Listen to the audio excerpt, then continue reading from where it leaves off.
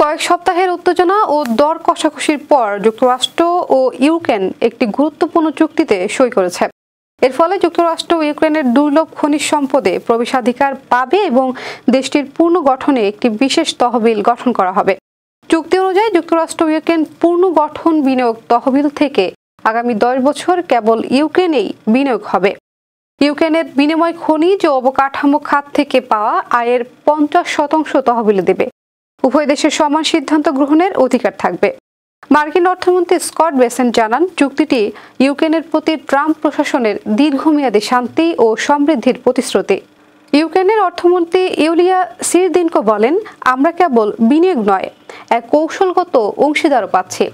চুক্তিতে উল্লেখ করা হয়েছে, রাশিয়ার সহায়তাকারী কোনো ব্যক্তি বা রাষ্ট্র এই তহবিল থেকে লাভবান হতে পারবে না। ইউক্রেন সরকারের ভাষ্য, এটি ইউরোপীয় ইউনিয়নের যোগদানের প্রচেষ্টারও পরিপন্থী নয়।